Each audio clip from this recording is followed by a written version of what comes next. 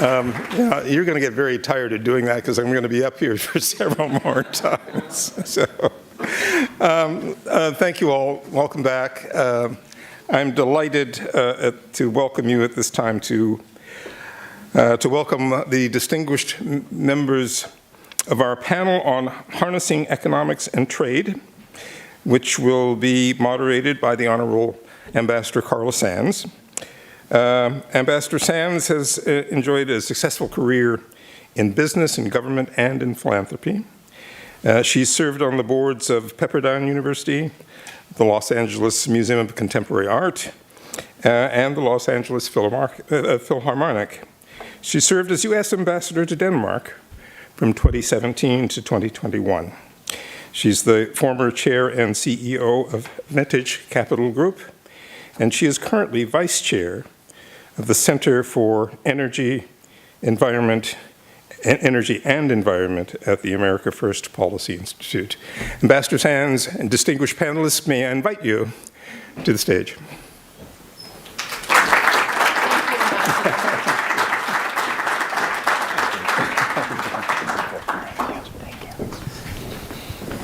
Well, good afternoon, everyone. It's my pleasure to welcome you to this important panel discussion on harnessing economics and trade. In the rapidly evolving global landscape, the intersection of economics, trade, and national security have never been more critical, and I'll just say, and diplomacy too, for those of you in the Dip Corps. Today, we'll explore the global economic challenges facing the United States and how the Trump administration is likely to tackle them. And to guide us through these issues, we're joined by two distinguished experts. Matt Goodman, the Senior Vice President at the Council for Foreign Relations, whose deep expertise in international trade and economic policy has informed some of the most pivotal conversations on global strategy. And Josh Lipsky, Senior Director at the Atlantic Council's Geoeconomics Center, who brings unparalleled insights into global financial markets and the nexus of economics and national security. Thank you. Thank you, gentlemen. Thanks for having us.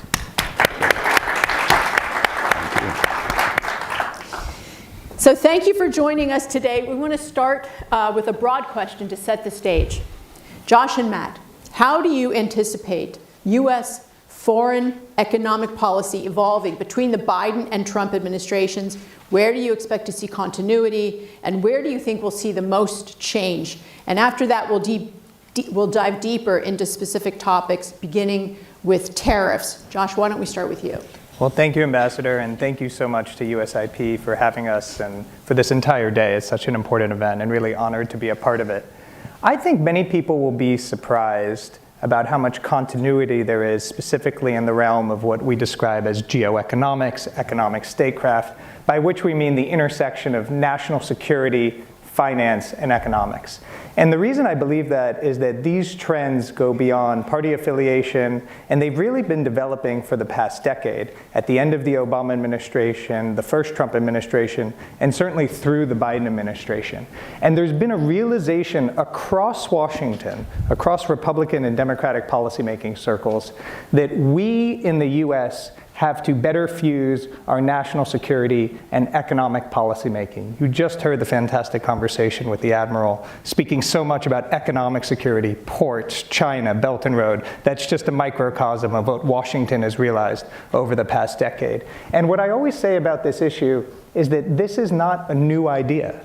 This is an old idea. This is what the founding of the Bretton Woods system was all about. The Bretton Woods Conference happened 6 weeks after D-Day, in the middle of World War II, not after World War II. We created the IMF and the World Bank. But we in the US really, post the fall of the Soviet Union, had the luxury of separating out, in large part, not solely, but in large part, our economic and our national security policy making. We could let the global economy and trade and globalization develop, and we didn't need to think in the economic circles where I came from at the IMF as much about what the Pentagon was doing. That was not something that was front and center at the IMF. But that changed. It changed for a variety of reasons, and we can go into. But the bottom line is we in the US realize we have to approach these issues differently, and go to China, go to India, ask them how they fuse economic and national security policymaking. It would be strange to even ask them that question because they do it every day. So we are rediscovering what this means in the West, and I think the end result is you actually see more bipartisan consensus on these issues, even if the tools deployed look very different in a Democratic or Republican administration. Matt? Thank you, and thanks again to USIP. Really honored to be here. Terrific event. Yeah, no, I agree with Josh, as often we do. We're going to try to find some areas where we disagree, but I do agree that it's easy to focus on the change, and there will be change, particularly in obviously personnel, tone, areas of focus, and one area of substance that I'll come back to, but I just want to underscore the continuity point. Both the points that Josh made, that this is a longer-term trend. I mean, I could even go further back. You could say, the Barbary Pirates or something. Yeah. Economics and national security have been interwoven for a long time, so it's not new. When I worked for Steve Hadley at the NSC, my boss working on economic issues was part of the NSC, and it was, integrated in that sense as well. But I do think there is this change now where it's much more central, and there is, I think, a bipartisan consensus on a lot of things, for good and bad. Some of it, I think, is worrisome trends about what we agree on. I think when you look at, I sometimes describe sort of this new area of economic security, which obviously means something different to ordinary Americans, is putting food on the table and having a job. But here in Washington, it's sort of this nexus of economics and national security as a kind of spectrum. And in the middle, there is definitely risk or heightened risk, whether that risk is from pandemics or climate change or China. And I think it's natural that government wants to intervene in that space. But at the margins of that term, like at the economic end of economic security, we want to be careful not to slip into protectionism and use this sort of problem as an excuse for protectionism. And at the other end, at the security end, you don't want this to become an excuse for weaponizing everything commercial that may have a theoretical risk. So I think there's a lot, and that's easy to say, and then defining exactly what we should be doing in that space is the hard part. But I think there is broad bipartisan consensus about that, and so I do expect a lot of continuity. The one thing, other than the obvious things about the tools and the tone and all the rest, that I sometimes say, and it may not be helpful to you, but it's the way I think about it. I think relatively speaking, the Biden administration was a little less focused on trade and a little more focused on technology. And I think that may reverse in a Trump administration where there's going to be more focus on trade because that's what the president really cares about. And technology will continue. There's continuity on both of those issues, like the Biden people kept the tariffs in place, but it was a pretty passive trade policy in the Biden administration. It's going to be much more active this time. And on technology, there will be continued technology controls and focus on those issues, but I think relatively speaking, I'm looking for a little bit of adjustment between those two sort of broad sets of issues. Thank you. So Josh, there was a lot of talk about tariffs during the campaign. How do you see American trade policy and tariffs coming forward in 2021 compared to back in 2017? Well, it only took us 5 minutes to get to tariffs, which feels appropriate given what I think is going to happen less than a week from now after the inauguration and the executive orders. But I think it's worth considering if we were having this event 10 years ago, 15 years ago, 20 years ago, we would not be talking about tariffs with an incoming administration. So it's worth just pausing for a moment to think how far the policy debate has changed. And that is in large part because of the president-elect, the incoming president's policy priorities. And I agree with Matt, and it's important to understand this is a core policy conviction of this president, formed not in the 2000s, not in the 1990s, but really in the 1980s with competition between the US and Japan, as Matt knows so well. And this is where his views about bilateral trade deficits stem from, what tariffs can or can't do. And so it's deeply rooted. And the bottom line is there are going to be tariffs.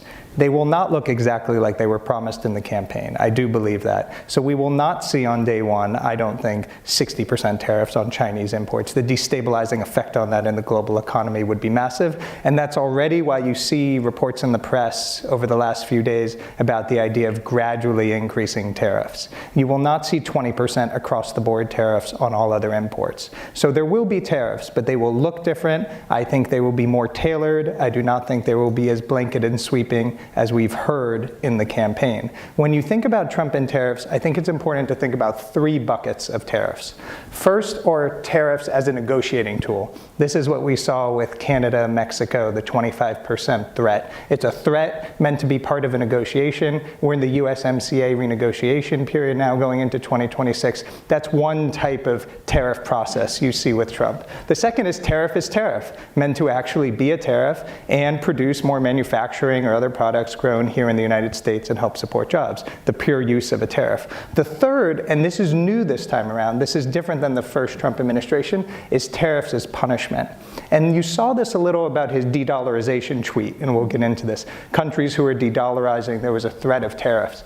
I do believe this incoming Trump administration is moving away from financial sanctions, which they see as very binary, you turn them off or you turn them on, versus tariffs as a tool of punishment which can be calibrated 5, 10, 15%, ratcheted up or ratcheted down. And so that's a bit of a wrinkle this time that we didn't see last time, and that's overall how I see the tariff picture. Thanks a lot. So Matt, in this incoming administration, how do you see the trade disputes, for instance, with the EU and Canada? How do you see that unfolding? Yeah, well, again, I agree with Josh, but I think here's one area where we may have a slight disagreement. We'll see in a week who's right. But I don't expect 60% tariffs on day one. But I think the interesting divergence, or the thing we should be watching on January 20th or 21st, is does the president pursue kind of the narrower, broad as they are, authorities like Section 301, which deals with unfair trade practices, Section 232, which is the national security provision on trade. Does he kind of go down that route, which is a bit of a softer approach because it requires time to get public comment and implement and create exemptions and so forth? Or does he deploy the kind of nuclear weapon of international economic policy, which is IEPA, the International Economic Emergency Powers Act, and if you haven't been able to roll that off your tongue the way I just did, you better start practicing, because it's going to be a term you're going to hear about. This law that was passed by Congress in the Carter administration, allowing the president to declare an international economic emergency, and then he can do whatever he wants, basically. He has a lot of authority to do a lot of things. And if he does that on day one, then I think brace yourself, because he could do quite a bit from the beginning. I mean, overall, on both of those paths, it turns out the president has a lot of authority to raise tariffs. I think we all thought this was Congress's job, but it turns out the executive has a lot of power through those delegations and other things. And there was one other thing that Josh said that I wanted to just foot stomp and agree with, but I can't remember what it is, so why don't we carry on? Well, let's talk about industrial policy, Josh. It's looked at as a cornerstone for U.S. efforts to enhance our competitiveness, protect our national security, particularly critical things like semiconductors, rare earth minerals, our defense. Certainly. How do you see that industrial policy evolving under the Trump administration? Yeah, and let me just say one more thing on tariffs, and this is where Matt and I might have disagreement. We could just, but this is what Washington wants to talk about, and fairly, because it's important. It's going to affect everyone's lives, both here in the U.S. and around the world, so it's an important topic. One other dimension which I think might hold back the Trump administration is inflation. 2017, 2018, inflation was not on the policy agenda. Now it is one of the reasons he is back in the Oval Office. So the political impact of inflation, how salient that is to people, and if there is a tie-in between some of the tariffs and inflation, I think that could be restrictive. Now, the economists coming into the Trump administration will say the tariffs are not inflationary. We can debate this all day, price levels, price change, but it's important to understand that this is different than 2017, 2018. It will be a dynamic. And can I just say to that, I think that's a very important point, and I think if there is a constraint on the president, it's going to be that, or the stock market, I guess, would be the other one I'd throw in there. If it crashes on day 2 because of what he does on day 1, then I think that might constrain him. I don't think anything else is going to constrain him, including arguments from Josh Lipsky or Matt Goodman, or from his people around him, or even Congress. So I think that that's the point I wanted to make before, is I do think this is such an important issue for President Trump that I think he's going to damn the torpedoes and move ahead. I sort of err on the IEEPA side of this debate. I think he's going to do something big and strong from day 1.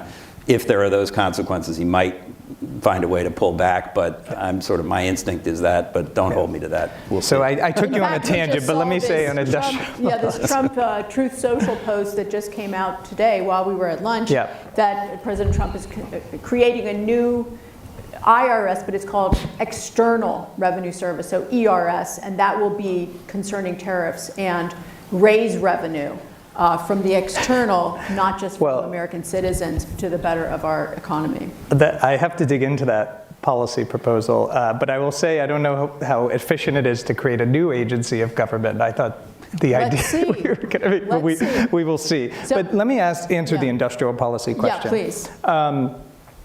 I will quote here your colleague at CFR, Brad Setzer, who has said, and I think it's the great line on this, if you don't have an industrial policy, you are importing China's industrial policy. Well said. And I think that is really a way to think about these issues, and it goes back to what I said at the beginning. Both Democrats and Republicans have recognized we have to change the way we do business, how the government interacts with the private sector, and what industries we support here at home. Semiconductors, just one example of that, a sea change of what you would have seen 10 years ago, what we realized during the pandemic, the supply chain shocks, what we realized were critical both to our economy and our national security. So the difference between Trump and Biden here will be the industries that are supported and the way they're supported. So will the Inflation Reduction Act continue? The money will be there. It will be called something different. It won't go as much to green energy and transition as it was going to go to in the Biden administration.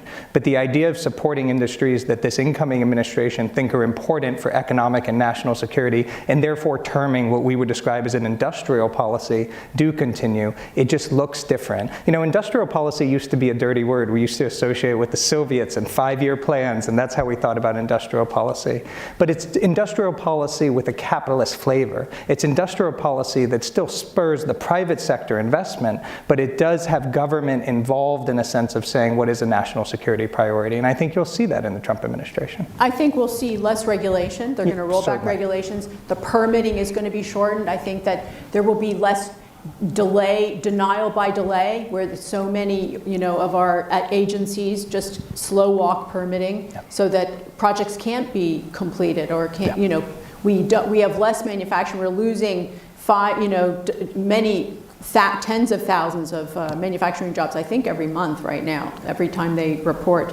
But the Nippon Steel deal, that's been in the news lately. Do you think that President Trump will reverse President Biden's decision to deny the Nippon Steel deal? Yeah, it's really interesting. If you'd asked me that question 2 weeks ago, I would have sort of, are you kidding? Of course not. Trump has made very clear that he opposed the deal too, and Biden has taken this responsibility for him, so he doesn't have to worry about it. But the more you think about it, the more you think maybe he'll reverse it, because for 3 reasons, maybe. One, because the same politics that I think caused President Biden to delay his decision before the election, which was that in Pennsylvania, there are probably more people who support this deal than oppose it, especially in U.S. Steel itself. I'm from Pennsylvania. I can tell you there's a lot of support in Pennsylvania. So the politics of this are a little more complicated than meet the eye.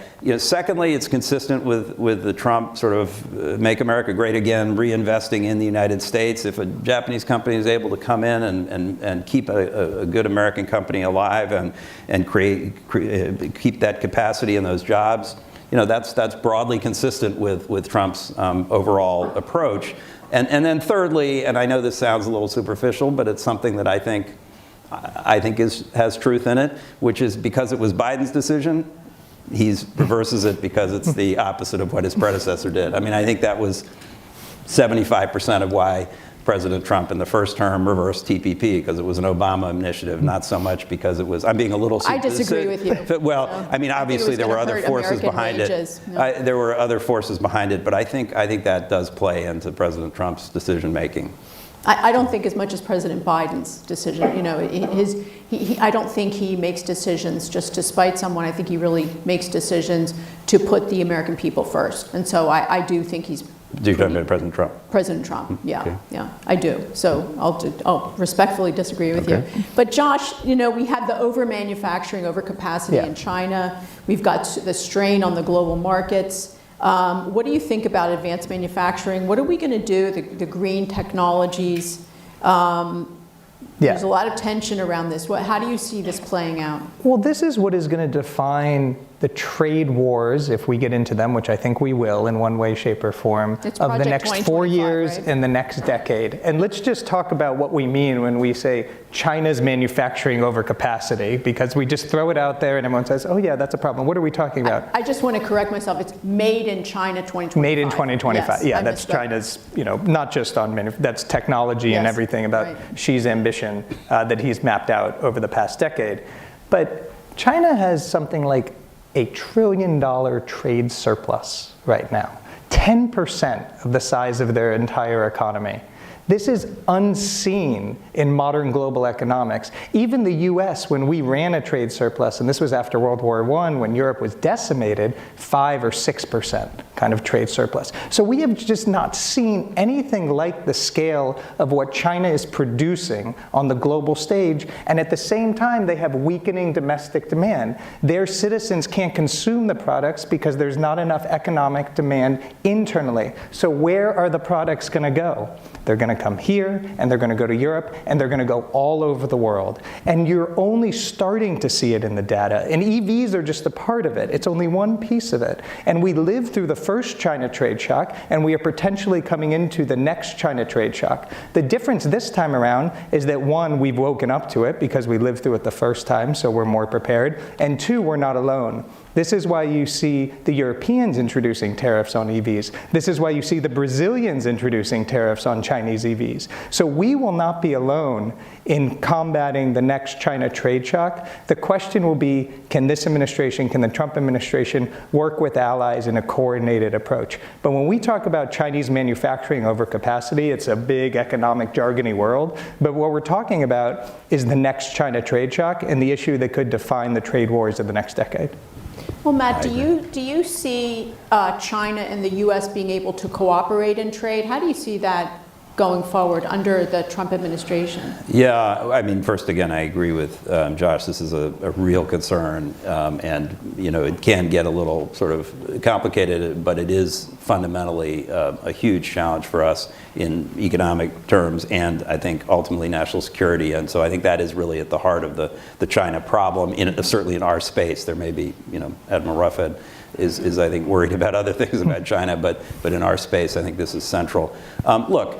I think, first of all, as many people have said, we kind of have to find some way to work with China on some things. There are sort of global, transnational issues that affect all of us. Pandemics is an obvious one. You know, there are issues around nuclear proliferation and problems in different parts of the world that we have a shared concern about. So I think there's a lot that we have to talk about, and we have to find some kind of mechanism for doing that. I think trade is going to be a hard one. You know, probably not top of the list, other than, you know, trying to manage the tariffs that are likely coming. But certainly there's going to have to be some conversation about how to manage that. And you know, to the extent, as Josh said in that helpful sort of breakdown of how to think about different types of tariffs, you know, to the extent they are a bargaining chip, I think that's going to be, you know, play right into the U.S.-China conversations, you know, fairly early on. Yeah. So, Josh, how do you expect the Trump administration to use export controls to restrict sensitive technologies exports? How about the investment screening? How from foreign influence? How do you see the Trump administration manage this Yeah. We saw Biden, we saw Trump 1.0. You know, really, it was the Trump administration the first time around that sort of started expanding the use of export controls, and we think of foreign direct product rule and Huawei and everything that happened in the first Trump administration, and you saw that continue in the Biden administration. Really the growth of the use of export controls, and there's a balance here because Washington has been so enamored really since 9/11 with financial sanctions. That is really what scaled up post 9/11, and you've seen a recalibration in the past few years thinking that export controls and these other tools might be more effective given the nature of the global economy than financial sanctions. The problem with export controls, I think from a Trump administration perspective, is that they take time to bite.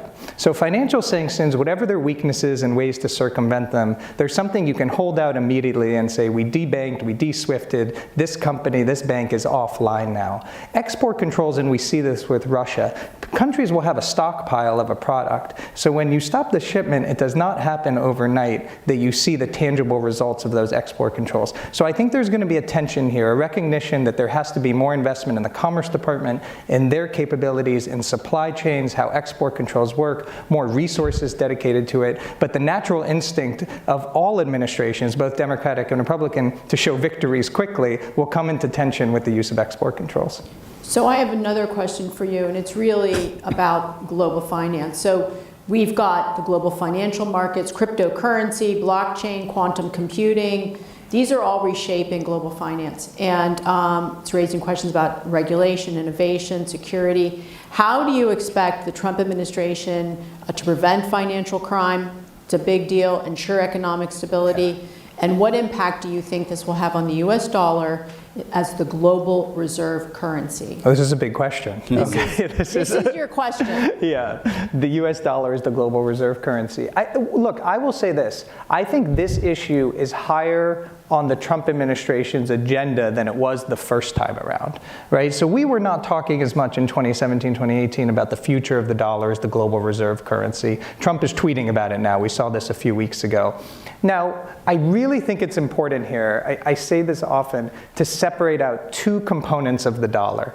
One is the macroeconomic role of the dollar, how we use the dollar in trade invoicing, how it's used cross-border. Basically, do countries want to use other currencies for exchange cross-border? The dollar is really not under any immediate or medium-term challenge on this front. I know this is probably against some of the prevailing winds in Washington. It's just not. You can't point to any other currency, be it euro, yen, pound, renminbi, and say, look how that can challenge the dollar. Where the dollar is being challenged is on the national security role of the dollar, how we use the dollar in sanctions enforcement in particular. And there, countries around the world are building what we describe at the Atlantic Council in our research as alternative financial plumbing. They're building new pipes in the global economy. That takes time and money. It took us 50 years to build the global financial network, which underpins the dollar right now. But once those pipes are built, the water turns on in the pipes, and that's the money. So we have to be very cognizant from the US, I think the Trump administration is, I think the Biden administration was, that there's workarounds being built to the dollar that don't threaten the dollar as a global reserve currency, but do threaten the dollar in the way we've used it for our national security purposes, really over the last 20 years in particular. Thanks so much. So Matt, the US has been a leader in the global economy, shaping trade rules. We made them, multilateral institutions, economic norms. How does the incoming Trump administration envision the future of leadership in the global economy? And can you talk about how you think they're going to approach this issue with the global economic challenges we face and our domestic priorities? Yeah, I mean, I think the first thing to say as a preface is that, again, these are longer-term trends in a sense. They're these institutions and rules and norms that we created, as you said, after World War II, and that provided huge benefits to us and to the rest of the world, had already been under strain. I mean, as far back as the 1970s, when for maybe sort of three reasons they've been under strain over time. One is that that they have not engendered the same support from the American people, so we haven't been in a position to go out and support these institutions financially and in other ways. Secondly, the trust in Washington running things like this has eroded, and that goes back to the 70s with Watergate and Vietnam and so forth. And third, the institutions themselves have not performed as intended in many ways, especially the World Trade Organization, which was, of course, created later, but on the foundations of what was done at Bretton Woods. And so I think these institutions and this multilateral approach in our space has been under strain for some time. But, you know, certainly it seems that President-elect Trump, and certainly from his first-term experience, is less enamored of this sort of multilateral system generally, and it bleeds into other domains as well, but certainly in the economic realm. He seems to be more interested in bilateral, maybe some mini-lateral or plurilateral arrangements, like I think the Quad probably survives for a number of reasons.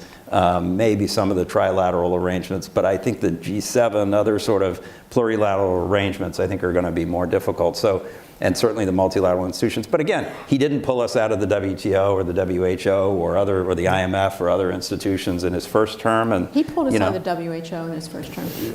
Did I say the WHO? Sorry, I meant to say the WTO only. Yes, right. But some of these big economic institutions, he kept us in, and so, you know, we'll see whether he does that in the second term. Well, I have a question for both of you, but I'd like to ask you first, Matt. So the U.S. has played this pivotal role in institutions like the World Bank, IMF. What role do you see these institutions playing in advancing U.S. foreign policy, economic interests going forward? How will the WTO fit in the broader framework? What reforms do you think are necessary to make them fit to purpose? Thinking about China, thinking about Belt and Road. Okay, well, I wanted to say a word about Belt and Road, so I'll say something at the end on that. But let me take the WTO, and I'll let Josh do the IMF and World Bank, which he's more conversant in. You know, I think the WTO is deeply troubled. It's not really performing on any of its core mandates. You know, enforcing existing rules, settling disputes, negotiating new rules. Even providing transparency on the trading system, which, you know, was one of its core functions.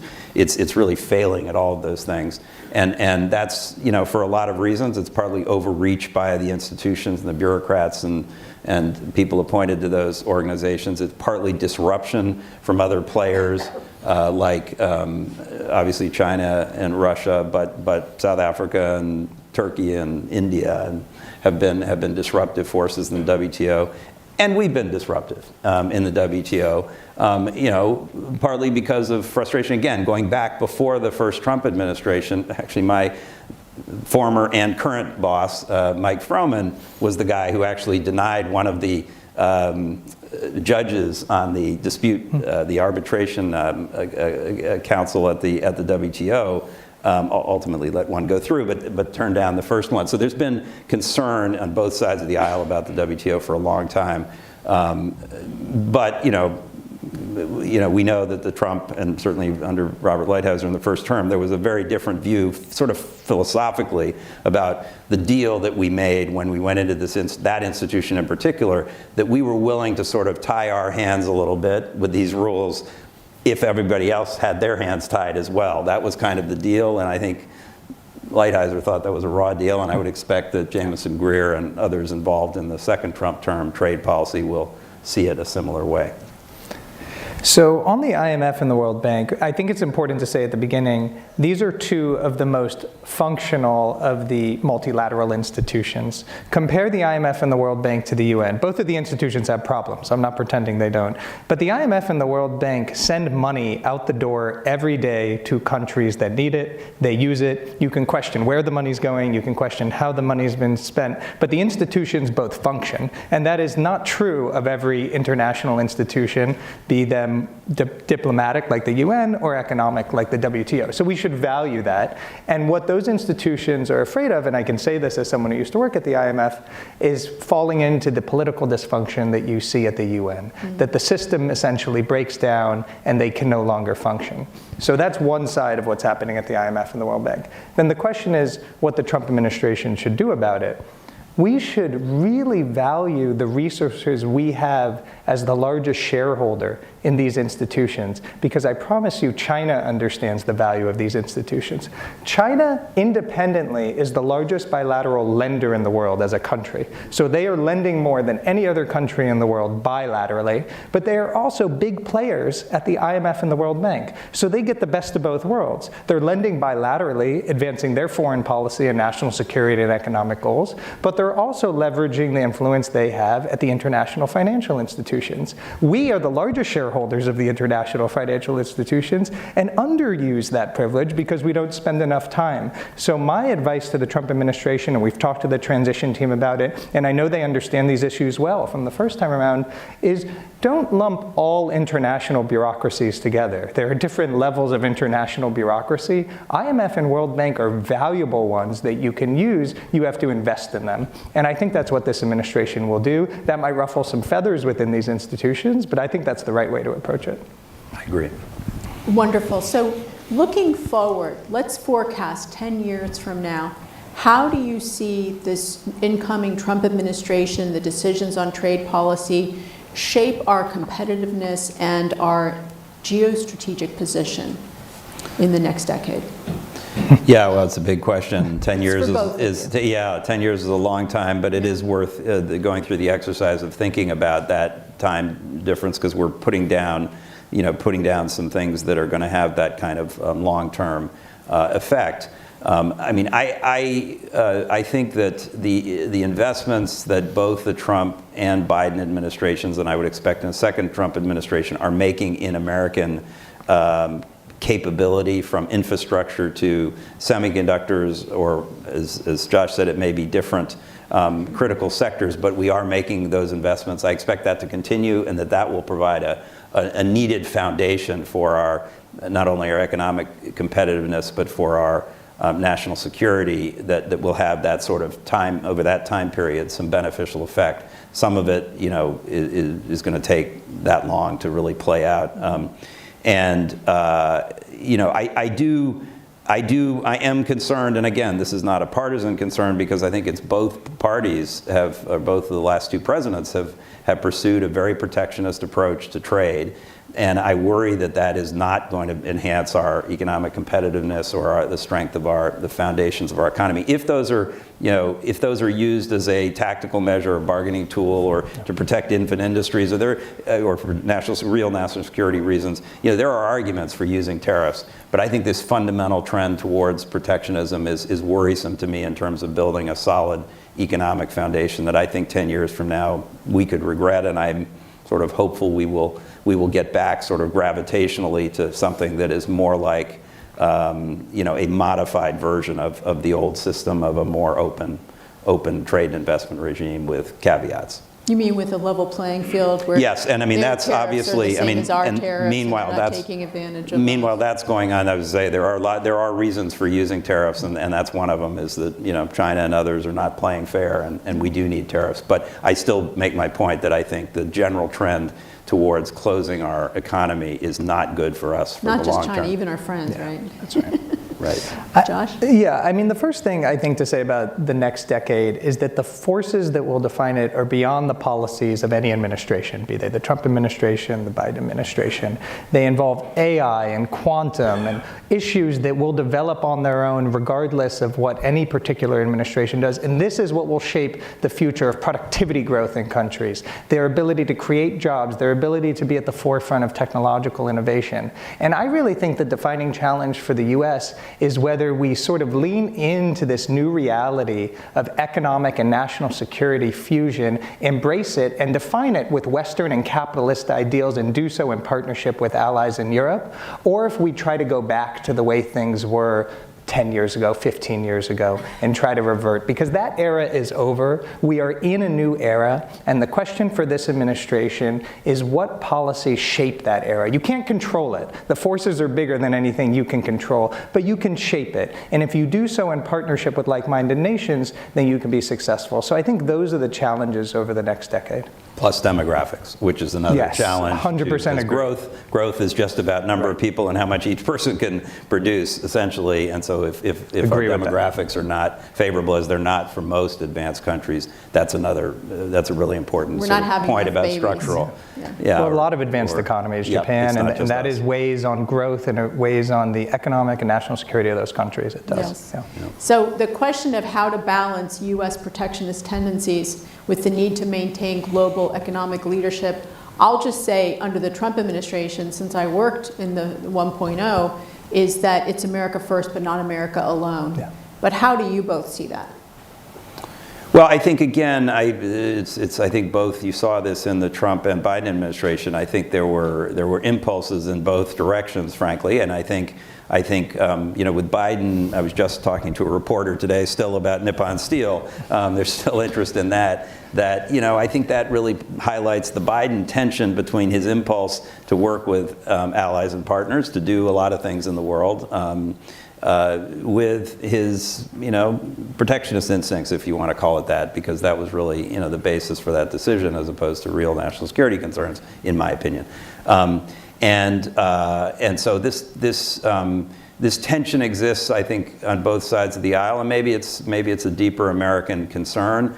But I think in the end, and I think Admiral Roughead said it very eloquently, I think in the end we need our partners, we need alliances, we need to work with others.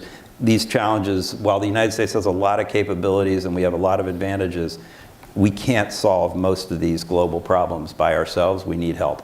Yeah, I think that on the America first versus America alone point, time will tell in Trump 2.0. And I think what's important to remember is that other countries have their own domestic and international, national security and economic priorities. So we have come from a place, and Trump has been reelected from a place of deep feeling of where there has been unfairness in the system, really going back decades. But these countries have their own issues that have generated their domestic politics and their priorities. And I think if the Trump administration recognizes that, then they can do what they do, which is make deals. But if it comes from a place of this is only what America needs, then it will not be received well by allies around the world. And that's why time will tell whether this works or not. There was a story in the Wall Street Journal this week, and I thought it was fascinating. It said there's under consideration in the next Trump administration, because they're very worried about retaliatory tariffs. Because, okay, maybe tariffs aren't inflationary, but clearly retaliatory tit-for-tat tariffs would be. And the idea floated by incoming Trump administration members was, well, we could basically say the security guarantee is up for question if you implement retaliatory tariffs. And that's where I think you cross a dangerous bridge and start calling in the question of deterrence. So the question will be not only what we prioritize as a country, but our understanding of what our allies prioritize. And if we can do that, then this administration can be successful, and if not, if not. Well, thank you, Matt and Josh, for your expert input. And I just wanted to open up to the audience for questions for Matt and Josh. And if you do have a question, just raise your hand and a member of the team will bring a microphone to you. And then just please state your name and your affiliation, your institute that you're with. There is a woman up there. And there's someone in the very back row. Thank you very much. Is this working? Apparently. Thank you very much for a fascinating conversation.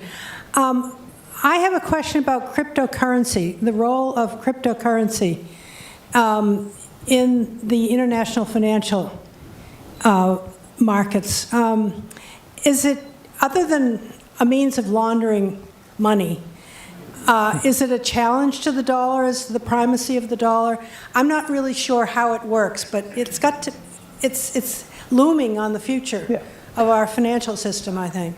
Sure, I'm happy to take that. It is looming on the future of our financial system. It's growing in importance every year. Stable coins, which are dollar-pegged cryptocurrencies, that's why they're called stable coins, 99% of them are pegged to the dollar, are growing in volume every year, with hundreds of millions of dollars of transactions globally. It's not an immediate threat to the dollar because it still is such a small scale compared to how we use dollars around the world. What is a threat, I believe, is the technology that is being used and how other countries could weaponize that technology to create faster systems of transmission of money outside the dollar. And that's a little bit what I was talking about earlier, the national security role of the dollar. So it's not Bitcoin and these cryptocurrencies, sometimes used for very legal purposes, sometimes used for illicit purposes, as you pointed out. What it really is countries finding faster and cheaper ways to work around the dollar. By the way, de-dollarization, the interest in getting around the dollar, is nothing new.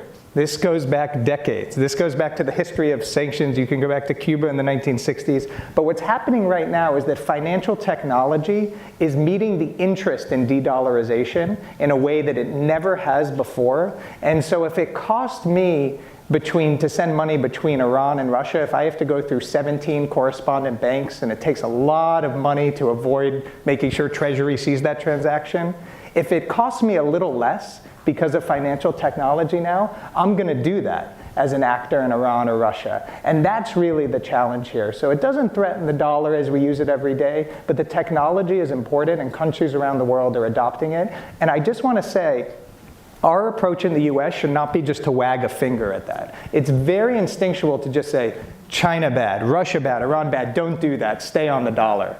Instead, we should build the best, most innovative technologies based around the dollar. Because if we do that, no country in the world can afford to be outside the dollar, euro, pound, and yen, that system. So we should be offering countries carrots, not just sticks. That's why they wanted to be part of the US-led system in the first place. It wasn't just because we threatened them, it's because they saw the benefits of being part of the system. And that will ensure the dollar remains the global reserve currency going forward. Can I say something which isn't about cryptocurrency? Josh is the real expert on that, but I do want to foot stomp the last part of what he was saying about offers and really what Admiral Ruff had said as well about the concerns about Belt and Road. I mean, we're not going to stop China doing Belt and Road and digitizing Belt and Road and all the other things they're doing in the world. We've got to find something better to offer that competes with China and gives other countries a reason to follow us. So I think I meant to make that broader point. I think that's fundamental to economic security as well. We have to be in the game of offering the best of what the U.S. has to offer, which I think there's a strong demand signal for still a lot of things that the United States offers, including in the economic and commercial realm. And so I think we need to focus, keep our eye on that ball, even while we're trying to protect ourselves, which is also important. Fully agree.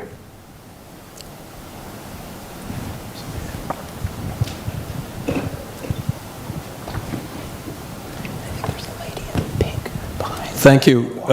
My name's Adrian Zuckerman. I'm former U.S. ambassador to Romania in the first administration. I have a question for you, Josh. In Africa, for example, I don't think you can find a dollar-denominated transaction if you search from east to west, north to south. To me, I'd like to believe what you're saying, but I'm a little troubled by that. And I think that from what I understand, and I'm not an expert on this, it's spreading to South America and a lot of other places. I also see it developing in Europe. So I'm not quite sure I understand your optimism why the dollar's not endangered here. Yeah, and I don't want to be, overly Pollyannish about the dollar, but when we look at the data, we look at how countries hold their reserves, which is a signal of where countries feel like the safest asset can be. And that has only marginally moved away from the dollar over the past 20 years. And it hasn't moved into China, and it hasn't moved into adversarial nations. It's moved in Canadian dollars and Australian dollars and what we would describe as geopolitically aligned countries. So that's where some of the optimism comes from, because there's no real alternative right now to challenge the dollar at global scale. But we shouldn't sit on our laurels and be happy about that. Because if our position is only defensive, well, no one can compete with us and there's no challengers, eventually someone will. And that's what I was trying to say before. We should innovate from a position of strength. There's no doubt what you're saying is correct. On a retail basis within countries, there is far more non-dollar payments going on. We just don't see that having an effect on the dollar at a macro global scale. It doesn't mean it couldn't over time, which is why we should be bringing the best technology technologies to bear on this. I see this all the time. We do work on central bank digital currencies, stable coins. Countries want US leadership. They're begging for it. They're hungry for it. We often don't come to the table with anything. And then they turn to China and other countries and say, fine, if you're the only one coming to the table. We heard this earlier in the conversation about ports. It's true in the digital realm as well. So just because we don't see it in the data yet doesn't mean we shouldn't be worried about it. But I also don't think it's time to panic. There's nothing that can rival the dollar. We just have to get back in the game. Was there a question up here? The lady in the pink suit, did you have a question?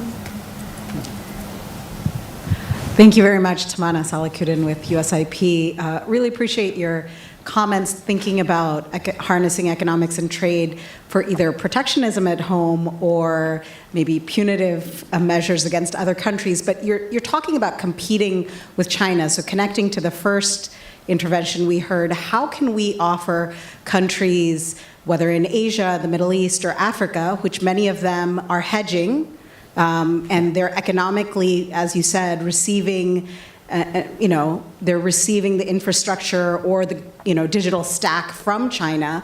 How do you see economics and trade actually serving any of these countries? I mean, what thought is behind actually competing for those? In all of the countries we work in at USIP, they're like, fine, China is bad, but what do you have to offer instead, right? And often we have nothing.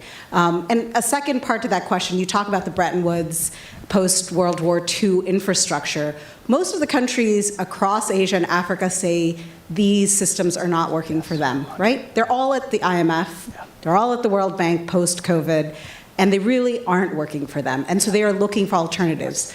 Yes, they have lots of bilateral loans with China, but the vast majority of their loans are actually to the Paris Club. So they don't see much difference between the two sides. So where is our strategy to actually compete economically? Thank you. I go first and then Josh. So your question, the first question, validated my point that we need to be offering something that is credible to partners.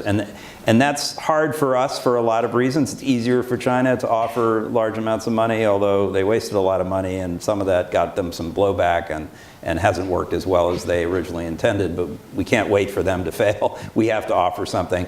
And I think the answer lies somewhere, and I think, again, Admiral Roughead alluded to this, in our private capabilities. We have amazing, companies with amazing products and services and after service and things that people really understand are good. It may be a little more expensive, it may take a little more time, but we do have some great offering there. And then our financial position. I mean, China originally said it was going to spend $1 trillion on Belt and Road. Well, whoop-de-doo. We have $100 trillion in insurance monies, pension monies, hedge funds, other financial assets that if we could find a way to deploy a small portion of that into some of these solutions in these countries. And that's what both the Trump and Biden administration have tried to do through various, and I've forgotten even the acronyms of some of their initiatives. Certainly it's behind the Biden administration's Partnership for Global Infrastructure Investment of trying to crowd in private money into infrastructure and other investments in the global south. And it's hard though, and it does require the government to put some skin in the game, money and other forms of risk mitigation to help the private sector really get that risk return balance to be at a level where they feel, okay, now we can go in and support. I think that's the key. We have to find a way to mobilize that money. Yeah, and I would just say there's a huge opportunity coming up for the U.S. because the Trump administration will host the G20 in 2026. I think this is an incredible opportunity to define in real policy terms some of the issues we're talking about today. Economic statecraft, geoeconomics, what we bring to the rest of the world, not just advanced economies, but emerging markets. So the fact that it'll be here in the U.S. is actually incredibly important coming next year. On the Bretton Woods system, you're 100% right. Countries say this all over the world. I lived this when I was at the IMF. I heard it firsthand. There's no difference between the Paris Club and there's what China's doing to us. I do think over the past 18 months, some countries have rethought that because of the experience with Zambia and other countries in the G20. Now we're getting very wonky in IMF world, but the G20 debt sustainability framework. Because it turns out China found out what every lender in the world finds out. It's easy to lend the money. it's hard to get it back. China's now starting to be on the back end. They've been lending money for a decade. Now they're in the place of having to collect it. And guess what? They found out what the IMF and the Paris Club and everyone else found out. Some countries can't repay on time, and China has not been very flexible about that situation, and countries who are on the receiving end of that have noticed it. So you're right that countries have said, what's the difference? Why shouldn't I take this money? They have started to have an awakening given some of the tensions and the inability to renegotiate over the past 18 months or 2 years, and we have to take advantage of that from a US perspective. We have to say, look, you might not like the IMF and the Paris Club, and that's fair, and we have to reform internally about our processes, but at least we're always willing to come to the table. We are willing to negotiate. We do not want to see you go into debt default. So for all the problems we have, at least we're not saying no and forcing your country into default. We don't push the issue enough. We let these things kind of play out in the international sphere. We're doing some, they're doing some, because we're so scared of breaking what we think works. But to your point, maybe it doesn't work, and we shouldn't be afraid of breaking it if it needs to be broken. I see two ladies here toward the front. Thank you. Nancy Zirkin, Vice Chair of Thank you, Nancy Zirkin, Vice Chair of USIP.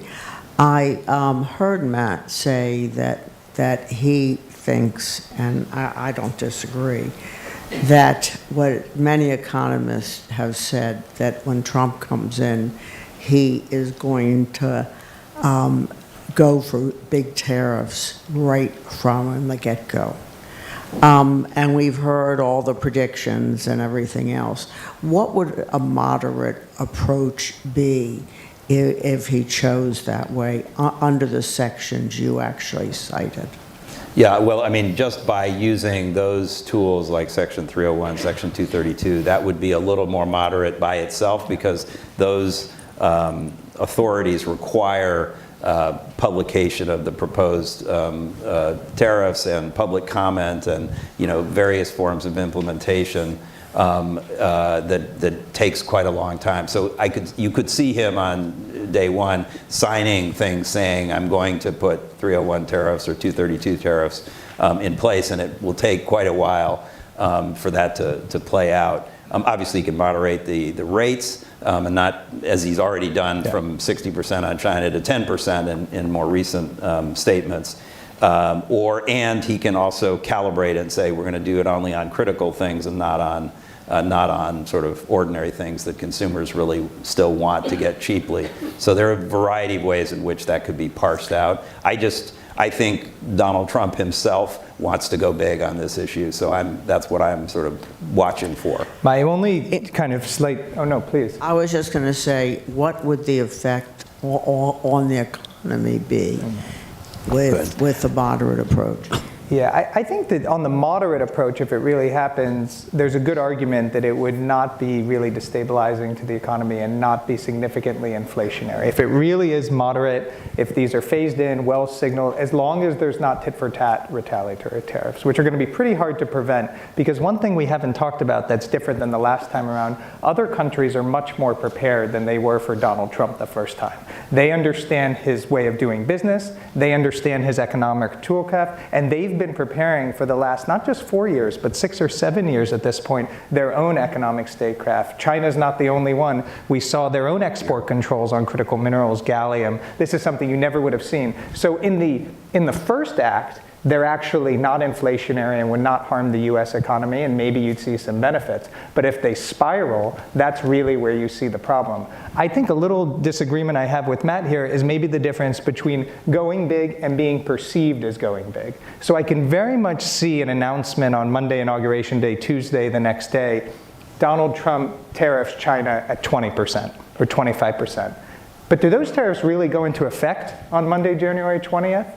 Or then, does the Treasury Department say to China, we'd like to reopen negotiations on the Phase 1 trade deal that we negotiated with you in the first administration? So I think we all are going to have to do a job of parsing what is said and versus when it is implemented, because those could be two very different things, because the tariffs that are announced next week might only be a means to bring China back to the negotiating table, not necessarily intended to be implemented as announced. Well, I just want to just kind of dispute with you a little bit. So you mentioned gallium, that China just said, you know, we're not going to send you gallium. We need the critical minerals. They control the majority of the critical minerals that we need for our defense industry, for our cell phones. But as a matter of fact, during the pandemic, China stated publicly, maybe if you don't do what we want you to do, we're not going to send you the precursors for all your medications Yes, you remember need. this. And they did say, well, maybe if we don't like what you're doing, if you don't do what we want you to do, we're not going to send you the critical minerals. And it was a blanket critical minerals. So they have used threats via trade for years. This was in the end of the Trump administration, the beginning of the Biden administration, so it's a while ago. Yeah. But so they have been those actors, and they do it all over the world, 100%. and to much weaker nations. So I think that whatever we need to do to get this trade situation right and to reduce the trade deficit that we have with China is essential. Do we have time for one more question? All right, this gentle lady.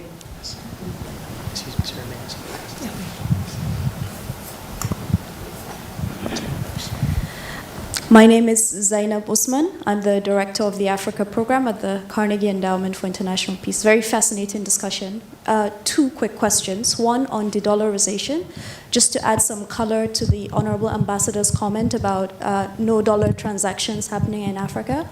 Actually, a key challenge for a lot of African countries right now is that the dollar is the dominant currency for their central bank reserves, for their cross-border trade, and also for sovereign loans. And a number of African countries, I mean, including others in the Middle East and so on, are trying to see how they can work around that, not necessarily because they hate America, but because it's very expensive to borrow in the dollar.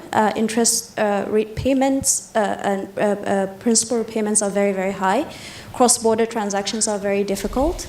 And a whole range of other factors. So my question to the panel is, how do you see the incoming administration responding to prospects of de-dollarization? Because there are initiatives right now underway to try to see how to use local currencies for these, for whether it's reserves or cross-border transactions or sovereign borrowing. And then the second one is with respect to trade. What do you think is the direction of travel for the incoming administration with respect to preferential trade programs like the African Growth and Opportunity Act, which is set to expire in September of we're already in 2025, this year, and then the Generalized System of Preferences, which already expired in 2020.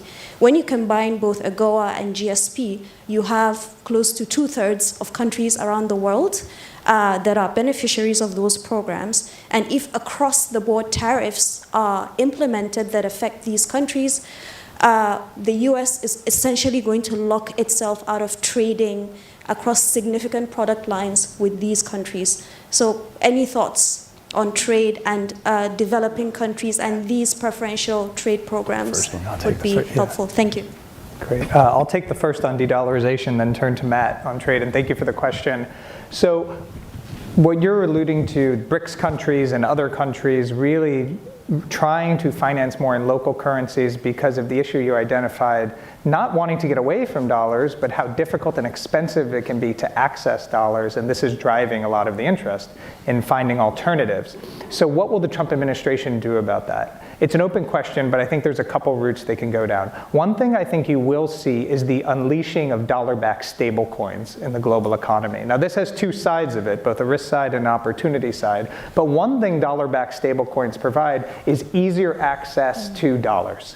Now, you can dispute whether they're dollars or not, but at least in terms of their value, they're much more accessible, and they are valued at exactly $1 one for one if you trust the company that's issuing it and that they're pegged to it and would not depeg. But you're going to see a much more crypto-friendly administration. There's no doubt about that. And you're going to see a deregulation environment, and that means there's going to be these dollar-backed stable coins flooding all over the world. There's already demand for them. We see this across the world. And so I think you see this as one outlet for the demand for dollars, not dollars issued by the central bank or traditional commercial bank, but digital currencies, stable coins, what we would sometimes describe as digital dollars, but they're not issued by the central bank. The other question is how we make it cheaper to access dollars. And this gets into fundamental questions for the Treasury Department, the issuance of treasuries, how we function in the global economy. And I will say, if there's someone who can address this issue, I think the incoming Treasurer, Scott Bessent, is well placed to do it. This is a person who has been a currency trader. This is a person who famously broke the Bank of Japan, as he is known for doing. So he understands global finance. He understands how money moves around the world. That doesn't mean he's going to be able to tackle that issue, but I think it's more salient on this administration's agenda, recognizing there's a problem around the world, which you're identifying.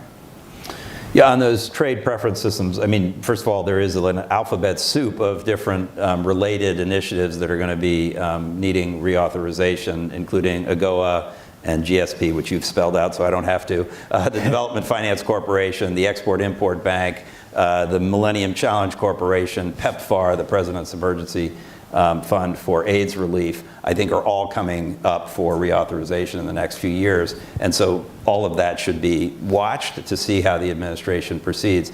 I mean, there's reason to believe the Trump administration, like they helped stand up the Development Finance Corporation. They were pretty supportive of using the Exim Bank. I think those preference programs, they're not that expensive. Great colleague in the trade world, Ed Gresser, showed that the amount of trade covered by the generalized system of preferences globally is about $29 billion worth of US imports is covered by that program. By comparison, we did $80 billion of trade with Ireland last year. So it's not huge amounts, and the cost is obviously a fraction of that. So I think there are people in Congress who believe in these programs. They are important tools of American statecraft and our offerings in the world, and I'm both hopeful and expecting some progress in getting those things reauthorized. In fact, I worked with Exim Bank and Development Finance Corporation on the Greenland issue when I was the U.S. ambassador to the Kingdom of Denmark. So they are tools, but I think we need to expand them in order to really have real tools in our tool belt. I welcome you all to take a break and join us for refreshments outside the auditorium on Leland. And thank you very much to Josh and Matt for your expertise and sharing with us your great knowledge about these subjects. And thank you for being here, and I look forward to seeing you on the outside. Thank you. Thank you. Thank you.